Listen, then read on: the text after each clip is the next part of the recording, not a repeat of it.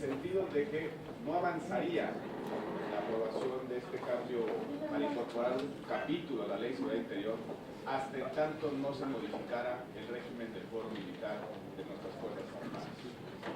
Esa fue la razón por la cual la Cámara de Diputados no votó ese cambio legislativo. Este Senado fue Cámara de origen en la modificación del fuero militar. Este Senado fue Cámara de origen en el cumplimiento no solamente de una sentencia de carácter internacional, sino también una resolución de la Suprema Corte de Justicia de la Nación que declaró que el artículo respectivo del Código Militar era contrario al artículo 13 constitucional y, por supuesto, a las convenciones.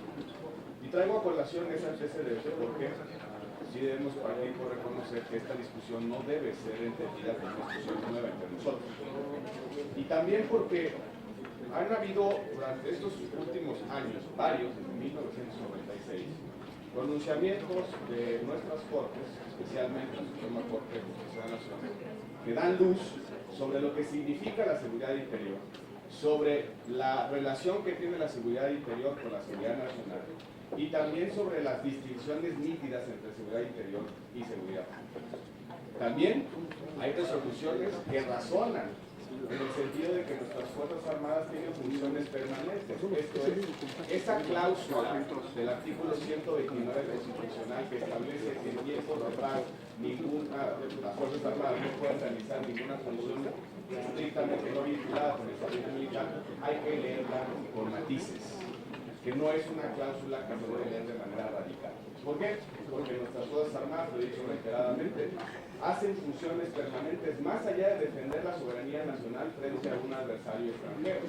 O bien, hacen muchas otras cosas que simplemente realizar las tareas de auxiliar a la población en materia de desastres naturales o aquellas que son rutinarias en su ausencia. Y nos ha dicho la Corte en varios momentos, y empiezo por ahí, lo dijo en 1996, en la acción de inconstitucionalidad 1/1996, que las Fuerzas Armadas pueden tener el mandato del presidente de la República para enfrentar un riesgo inminente, una situación que de no enfrentarse puede escalar y comprometer otras situaciones como la paz pública o crear un trastorno interno. Nos dijo también en esa acción de inconstitucionalidad, por cierto, que las Fuerzas Armadas pueden participar en auxilio a las autoridades civiles. Y a partir de entonces, en 2004 hicimos una reforma constitucional para establecer la facultad del Congreso para legislar en materia de seguridad nacional. Y en materia de seguridad nacional emitimos una ley que le da funciones a las Fuerzas Armadas, no solamente de identificar riesgos a la seguridad nacional, sino también de enfrentar cualquier amenaza a la seguridad nacional. Y en esa discusión, 2005, le dijimos, hubo un consenso democrático por incorporar al régimen de seguridad nacional al crimen organizado. Y desde entonces las Fuerzas Armadas tienen responsabilidades en materia de delincuencia organizada. Este dilema que se ha pretendido plantear en el sentido de que las Fuerzas Armadas o están en los cuarteles o están indebidamente en las calles es un dilema falso. Tienen responsabilidades, no solamente porque son parte del Sistema Nacional de Seguridad Pública, tienen un asiento en el Consejo de Seguridad Pública, sino también porque son instituciones de seguridad nacional que en esa medida tienen responsabilidades en el combate al crimen organizado.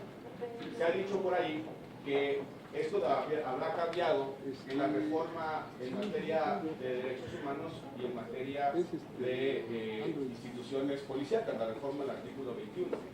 Lo que me llama poderosamente la atención es que la Corte, en el año 2012, a propósito de estar discutiendo el fuero militar y a propósito de establecer en qué momento un militar está en ejercicio de una función que lo pueda salvaguardar con el fuero militar, confirmó la tesis de 1996.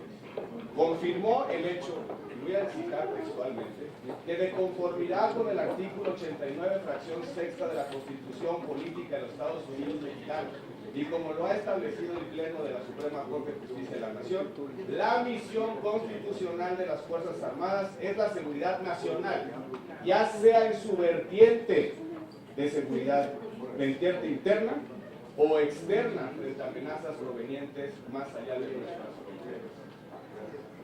Hacía referencia a la senadora de la Peña al voto particular emitido por el ministro Cosío.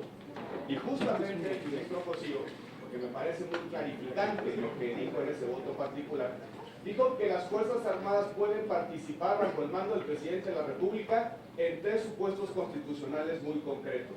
Y leo: para mí, o estamos en un momento de guerra declarado en términos de los artículos 73 y 89, declaración de guerra por parte del Congreso de la Unión, primer supuesto, o estamos en una suspensión de garantías declarada conforme a los procedimientos del artículo 29, segundo supuesto, o estamos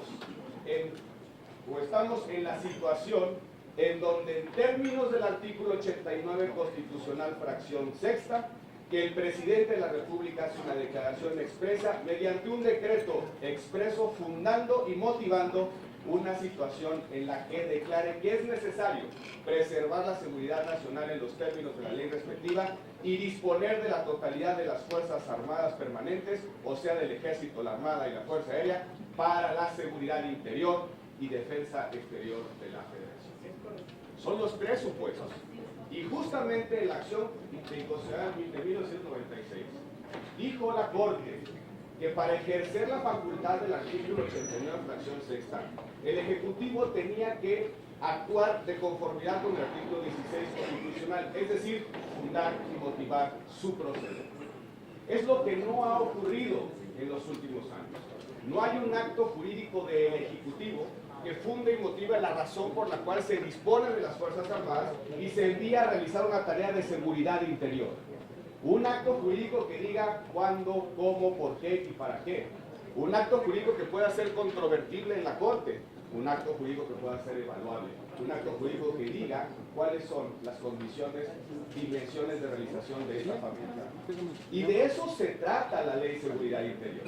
De fijar un procedimiento, una serie de supuestos, precisamente para que el Ejecutivo emita ese acto de autoridad, es decir, funde y motive la causa de su proceder, o bien, como dijo el ministro Cosío, emitir un decreto en el que fundando y motivando la razón del ejercicio de esa facultad, podamos saber los mexicanos cuál es la razón de fondo de ese ejercicio facultativo.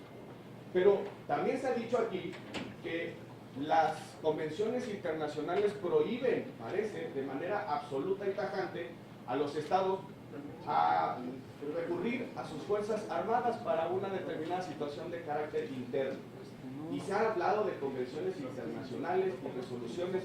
He hecho un esfuerzo para encontrar alguna que diga eso. No lo he encontrado. Lo que sí encontré fue que en el año de 2012, un organismo de la Organización de Estados Americanos, el Comité Jurídico Interamericano, emitió una guía, leo el título, para la regulación del uso de la fuerza y la protección de las personas en situaciones de violencia interna que no alcanzan el umbral de conflicto armado.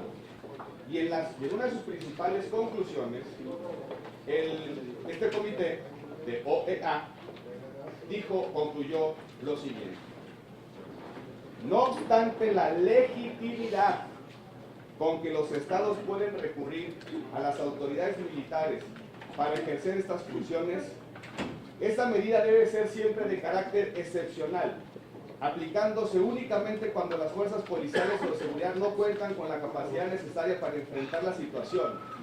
Temporal, hasta en tanto las fuerzas policiales y de seguridad fortalecen sus capacidades, y subsidiaria en el sentido de que las Fuerzas Armadas deben actuar en apoyo y bajo las órdenes de las autoridades civiles electas. Principios que OEA marcó sobre el uso de Fuerzas Armadas en circunstancias de seguridad interna: excepcionalidad, temporalidad y subsidiariedad. Y de eso se trata la Ley de Seguridad Interior, de establecer claramente los supuestos en los que el presidente puede ejercer la facultad de disponer de Fuerzas Armadas, fijar el plazo específico de intervención y sobre todo que la intervención tiene como propósito dar espacio y tiempo a la órbita local para reconstruir sus propias capacidades, y una vez reconstruidas esas capacidades, la intervención debe ceder para dejar la responsabilidad al ámbito global. Lo que estamos tratando de hacer con esta ley es regularizar nuestra situación interna con lo que ha establecido un organismo de carácter internacional, que verdaderamente sea excepcional, que la intervención sea temporal y que siempre en todos los casos sea subsidiaria de las responsabilidades directas en materia de seguridad. Lo que estamos haciendo es volver convencional el actuar del Ejecutivo Federal con respecto a la disposición de fuerzas armadas. Se dice también que es inconstitucional esta ley en razón de que el Congreso mexicano no tiene facultades para legislar en la materia. La más obvia de ellas, seguridad nacional, lo dijo la Corte, seguridad interna es una vertiente de la seguridad nacional.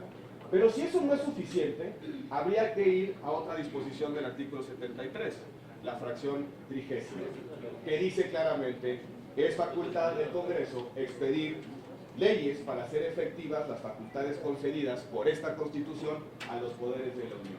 Y hasta donde yo entiendo, el presidente de la República es un poder de la Unión, y hasta donde yo entiendo, la función de seguridad interior es un poder que la Constitución le otorga a ese órgano del Estado y en consecuencia el Congreso puede regular esa función. Lo que estamos tratando de hacer es poner orden al desorden. Lo que estamos tratando de hacer es que una facultad muy potente en términos de sus implicaciones tenga un derrotero normativo claro, previsible y cierto. Que el presidente de la República, si toma la decisión, no solamente tenga que asumir la responsabilidad política, sino cumplir un mínimo de exigencias legales. Así funciona el Estado Democrático de Derecho. Una de las características esenciales de ese Estado Democrático de Derecho es que todos los órganos del Estado se someten a la ley, se someten a normas que rigen su actuar. No podemos dejar las cosas como están. No podemos dejar la facultad del presidente de disponer la mayor fuerza coactiva que tiene el Estado mexicano, de ejercerla en libertad, de manera caprichosa, a contentillo o bien de manera discrecional. De eso se trata esta discusión. Se trata de cerrar las brechas de discrecionalidad en el uso del poder letal del Estado mexicano. Y una de las características esenciales de esta ley es que dificulta que el presidente de la República o su gobierno recurra a las Fuerzas Armadas, porque se deben de acreditar dos umbrales de intervención. El primero, el umbral que implica que la situación responda a los supuestos de procedencia de la intervención. No son cualquier supuesto de intervención, no son cualquiera. Lo dice claramente el proyecto. Se tiene que acreditar que estamos frente a una situación que amenace la seguridad nacional en términos de un artículo que lleva 13 años vigente. No estamos incorporando una nueva condición, un nuevo supuesto de procedencia o de salida de las Fuerzas Armadas. Estamos utilizando el régimen vigente para decir, solo en estos casos, donde la federación es competente y específicamente en crimen organizado, puede el presidente utilizar fuerza federal, incluyendo Fuerzas Armadas. El artículo 5 de la Ley Nacional prevé y el segundo umbral, que no en todos los casos se puede recurrir a Fuerzas Armadas. Tiene que acreditar el presidente para poder llamar a las Fuerzas Armadas que no hay capacidades institucionales civiles suficientes para poder enfrentar esa situación.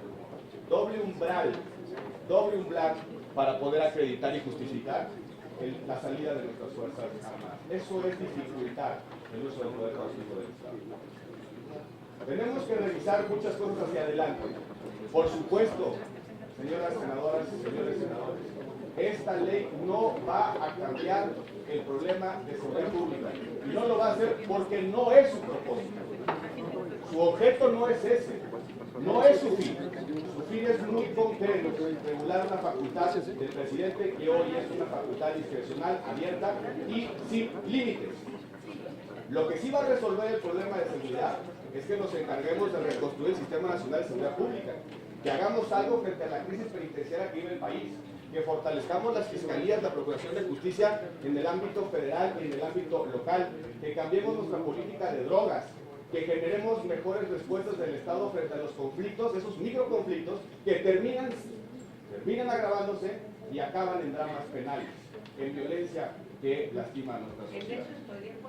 Tenemos que avanzar en muchos temas hacia adelante, pero hay un pendiente que tenemos sobre la mesa. No es el propósito de esta ley simplemente darle un marco de actuación a las Fuerzas Armadas. Es mucho más profundo. Es que las Fuerzas Armadas no puedan ser utilizadas caprichosamente en función de necesidades o en función de la incompetencia, negligencia o corrupción de las autoridades civiles. Lo que piden las Fuerzas Armadas es que se les use bajo condiciones estrictamente excepcionales, no como primeros respondientes de las situaciones que se han generado por falta de competencia y de responsabilidad de la órbita local.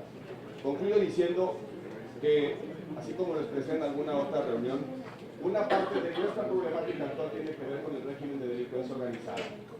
Hemos metido ahí muchas cosas y cada vez que ampliamos el concepto de delincuencia organizada, no solamente generamos más espacios del régimen especial que implica la delincuencia organizada en términos penales, sino también le damos más responsabilidades por la puerta de atrás a nuestras Fuerzas Armadas.